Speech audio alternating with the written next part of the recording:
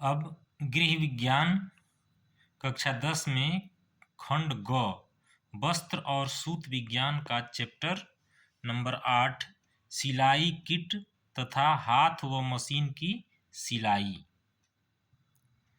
वस्त्रों की महत्ता। वस्त्र अनिवार्य आवश्यकताओं में से एक है। घर में सिलाई करने के लाभ।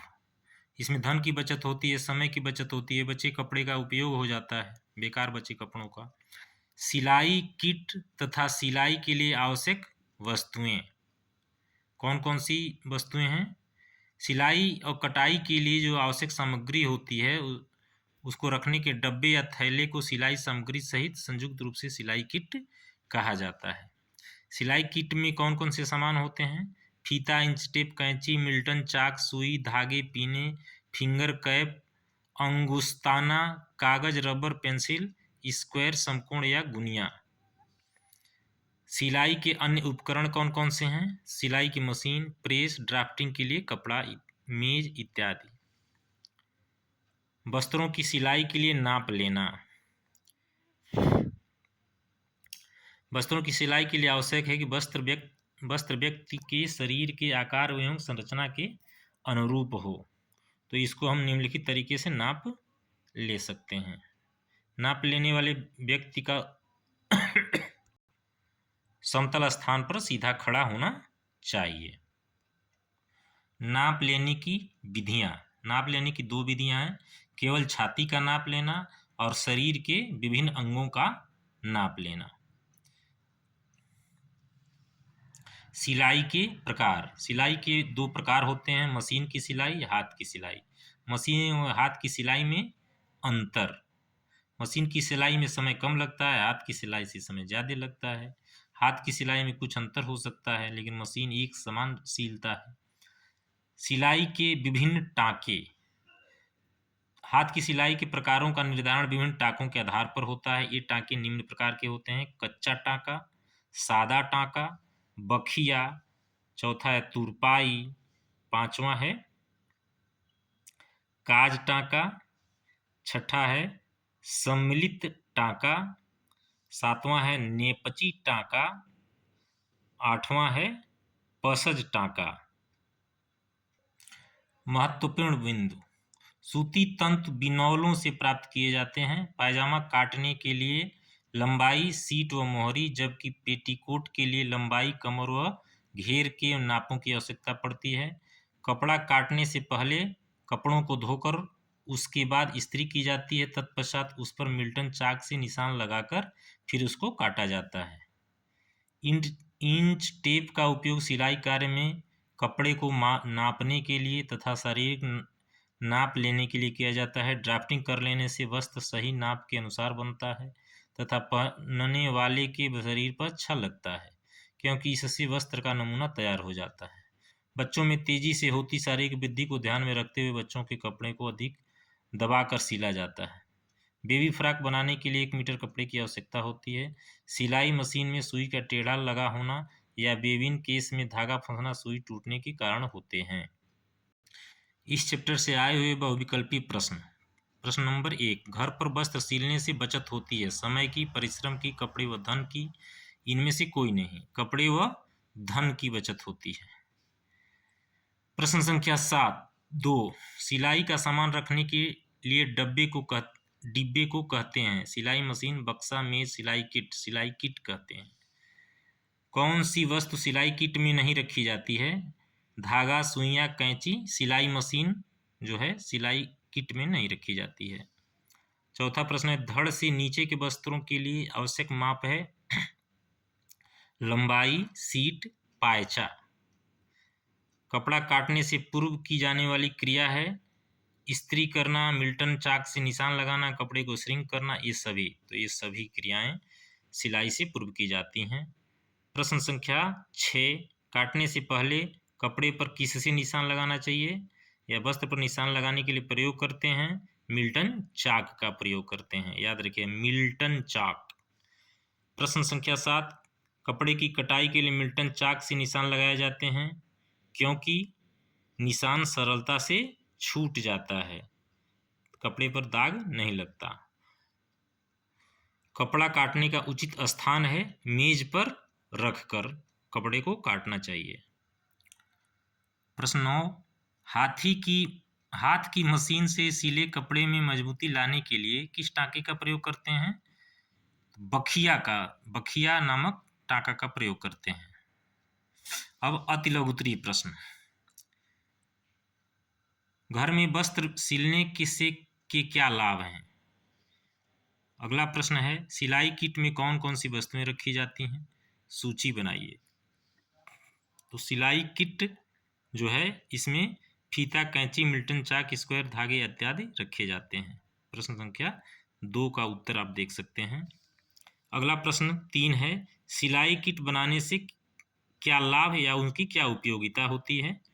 तो आप सिलाई किट बनाने से सिलाई कटाई के सभी उपकरण एक साथ सुरक्षित रखे जाते हैं। आवश्यकता पड़ने पर जिसकी जरूरत होती है हम उसका उपयोग कर लेते हैं।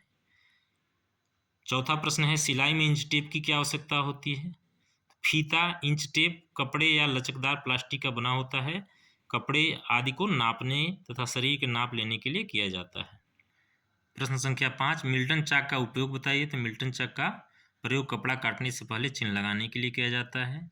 नाप लेने की विधियां 2 हैं, केवल छाती का नाप लेना या शरीर के विभिन्न अंगों का नाप लेना। प्रश्न संख्या 7, हाथ की सिलाई में किन किन टाकों का प्रयोग होता है? तो कच्चा टाका, सादा टाका, बखिया, तुरपाई, काज टाका, सम्मिलित टाका, नेपची टाका, पसर टाका इत्यादि का प्रयोग होता है। प्रश्न संख्या 8, मशीन व हाथ की सिलाई में क्या अंतर है?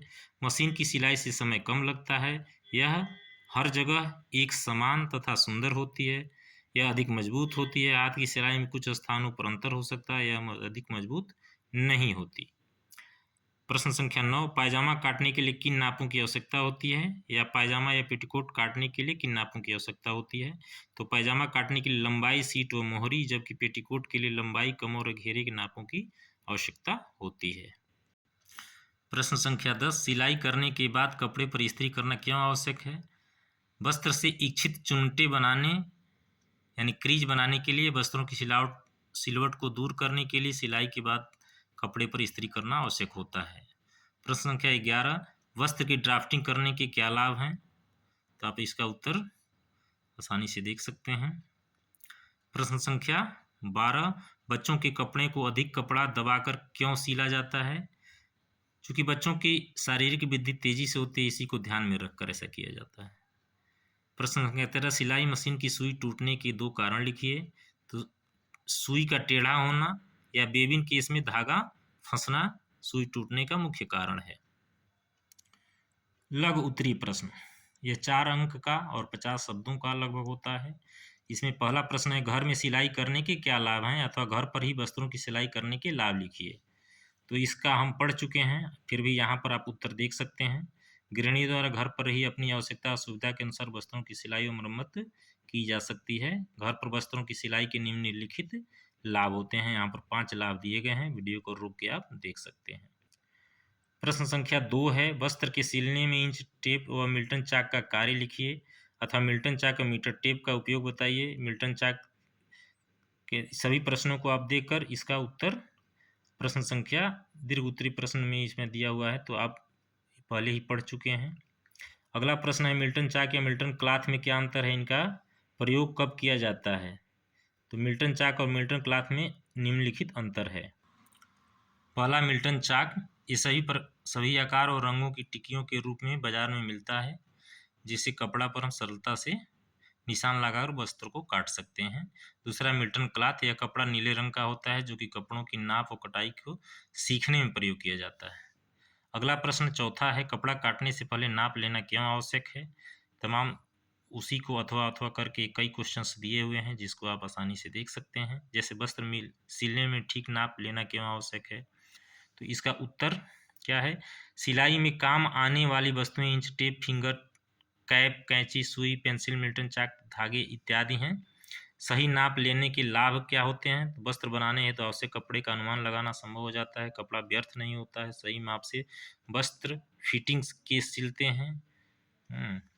उसके बाद नाप लेते समय किन बातों का ध्यान रखना चाहिए? तो नाप लेते समय ध्यान रखने योग्य जो बातें हैं वह निम्नलिखित हैं।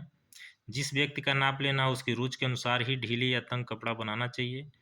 इस तरह से 6 तरह की चीज़ें हैं जो कि स्वाभाविक रूप से नाप लेते समय ध्यान रखना चाहिए। अगला प्रश्न है 5वां, कपड़ा काटते समय किन किन बातों को ध्यान में रखेंगी या कपड़ा काटने से पूर्व ड्राफ्टिंग बनाना क्यों आवश्यक है।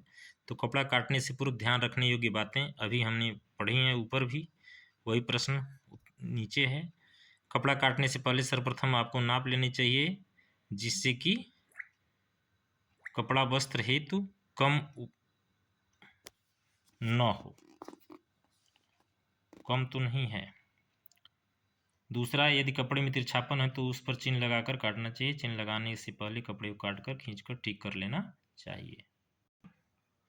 इस तरह से यहाँ पर तीसरा, वस्त्र की सिकुड़न आदि के लिए इस्त्री कर लेना चाहिए उसको हटाने के लिए। चौथा, कपड़े को काटने से पहले कपड़े का आड़ापन या तिरछापन देखकर कपड़े को काटना चाहिए। 5वां, 6वां, 7वां, 8वां यहाँ पर आप देख सकते हैं।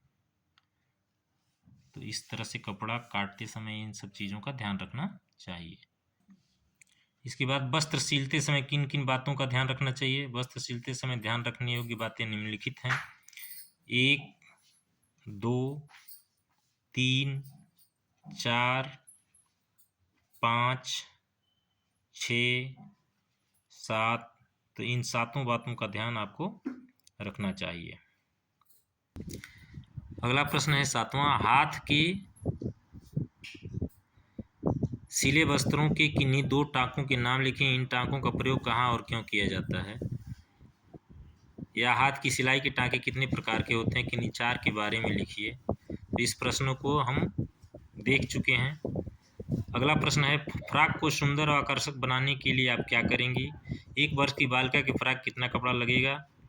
तो 1 वर्ष की बालिका के फ्रॉक के लिए 1 मीटर कपड़े की आवश्यकता होती है। फ्रॉक को सुंदर और आकर्षक बनाने के लिए निम्नलिखित तरीकों का उपयोग हम करते हैं, जिसमें 2 तरीके यहाँ पर हैं और 2 तरीके, और ये तीसरा है, फ्रॉक यदि कॉलर वाली बना रहे हैं तो उसमें बो लगा सकते हैं। चौथा है, फ्रॉक की आस्तीन में घुंघरू और रंगीन मोती लगा सकते हैं।